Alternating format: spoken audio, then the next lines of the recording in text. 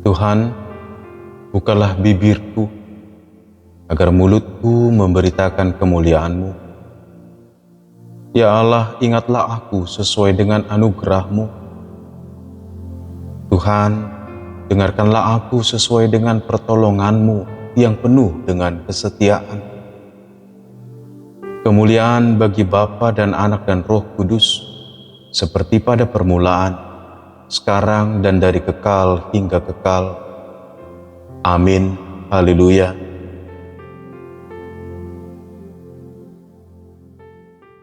Titus 3 ayat 4 dan 5. Tetapi ketika nyata kemurahan Allah juru selamat kita dan kasih-Nya kepada manusia, pada waktu itu Dia telah menyelamatkan kita, bukan karena perbuatan benar yang telah kita lakukan, tetapi karena rahmat-Nya melalui permandian kelahiran kembali dan melalui pembaruan yang dikerjakan oleh Roh Kudus. Saudara yang kasih Tuhan, ini adalah video terakhir di tahun 2025 ini. Kita akan tiba di penghujung tahun, dan mari kita petik masih pesan-pesan Natal dan pesan menjelang tahun baru sebagai perenungan kita di akhir tahun ini. Apakah yang pantas dan wajar kita hidupi sebagai orang-orang yang telah menerima karunia atau rahmat yang sangat besar lewat peristiwa kelahiran Kristus? Ini perlu menjadi perenungan kita, karena Allah yang firman Allah, Dia yang berkuasa, Dia pencipta segalanya, Dia menjadi manusia, menjadi sama seperti kita, masuk ke dalam derita dan kesusahan sebagai manusia. Tetapi bedanya, Dia tidak berdosa.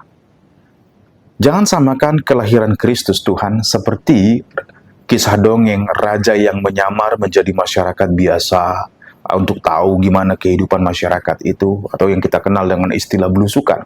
Tidak. Dia tidak sedang belusukan seperti model para pejabat-pejabat. Enggak. Tapi dia menjadi bagian dalam kesusahan dan derita manusia. Bahkan manusia yang dipinggirkan dan dianggap lemah.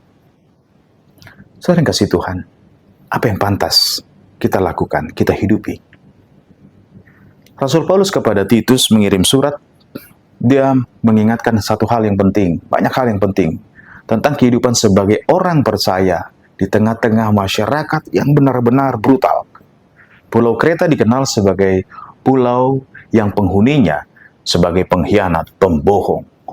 Dan cara hidup mereka itu sangat-sangat tidak bermoral. Dan kebiasaan di pulau itu juga, mereka beranggapan dewa Zeus lahir di pulau itu.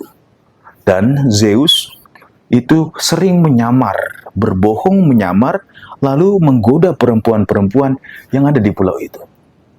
Nah, celakanya, cara pandang berhala atau cara pandang agama dulu dan cara hidup dari masyarakat itu menyusup ke dalam gereja dan menjadi orang-orang penting dalam gereja. Sehingga gereja-gereja yang ada di Pulau Kreta justru bukan menjadi saksi Kristus, tetapi menjadi bahan cemoohan. Dan cerita berita Injil, berita tentang Kristus yang menjadi manusia, yang menyelamatkan, menjadi kabur karena perilaku kehidupan orang-orang Kristen di Kreta saat itu.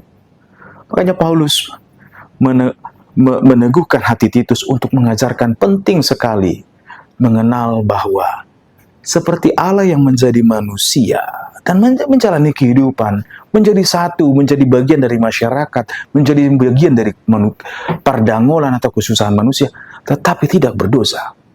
Demikianlah orang-orang yang mengenal kasih dan rahmat Tuhan. Karena kita telah menerima kasih dan rahmat Tuhan, rasa syukur kita justru mari berbaur di masyarakat, tetapi tidak menjadi sama dengan kejahatan sekitar kita. Inilah yang disebut dengan memancarkan keindahan rahmat Tuhan. Bapak Ibu, saudara yang kasih Tuhan, kalau kita pernah tahu atau mengalami, menemukan hewan liar yang terjebak dan tidak bisa melepaskan diri, lalu kita menolong itu. Ambil contoh burung elang. Ketika ditolong, akhirnya dirawat, dan kemudian ketika dia pulih, dia terbang. Tiba-tiba dia melemparkan ikan kepada kita. Kenapa? Karena mengucapkan syukur dan berusaha berbuat baik.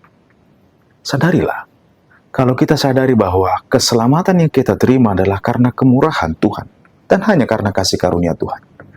Bukankah kita perlu hidup di dalam rasa syukur yang besar dengan mau menunjukkan kebaikan Tuhan kepada sekitar kita?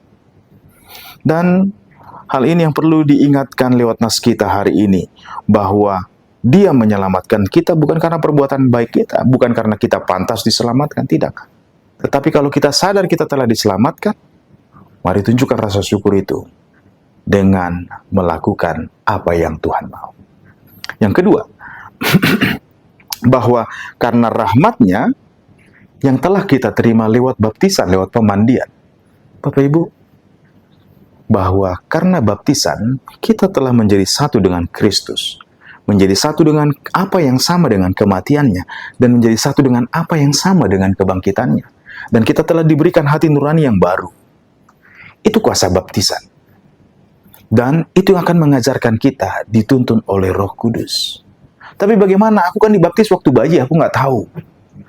Saudara yang kasih Tuhan, justru sewaktu bayi sudah dimateraikan menjadi milik Kristus dan menjadi satu dengan Kristus, akan dengan mudah kita kalau mau memberi respon dengan belajar dan mau memberi respon, sadari bahwa ini adalah kemurahan dan kebaikan Tuhan dengan memberi diri dan mengaku Dia adalah Tuhan dan Juru Selamat kita. Mengaku Dia adalah Allah kita. Semua kuasa yang mau mencoba mengganggu kehidupan kita justru akan lepas segera. Oleh karena itu, sesungguhnya ini bukan soal kapan saya dibaptis, waktu bayi atau sudah dewasa, bukan. Tetapi pemandian itu adalah rahmat yang besar yang menjadikan kita satu dengan Dia. Engkau sudah dibaptis dalam Kristus Yesus Tuhan, di dalam nama Allah Bapa, Anak, dan Roh Kudus. Kita yang sudah dibaptis, kita adalah milik Kristus. Karena itu biarlah izinkan Roh Tuhan menuntun kehidupan kita, supaya kita dimampukan memancarkan keindahan akan kasih dan karunia Tuhan. Kita hidup di dalam dunia, ya, tetapi bukan berarti dunia yang memiliki dan menguasai kita. Bukankah dunia membutuhkan Kristus juga? Oleh karena itu sesungguhnya kita adalah orang-orang yang diutus ke dalam dunia. Bapak Ibu, mari kita renungkan di akhir tahun ini. Kuasa Natal Yesus Kristus, Dia lahir menjadi sama dengan manusia. Kiranya menguatkan kita juga ketika kita diizinkan nanti memasuki tahun yang baru, untuk boleh menjadi bagian dalam pengutusan Kristus bagi dunia ini. Selamat menjelang tahun baru. Tuhan Yesus memberkati. Shalom.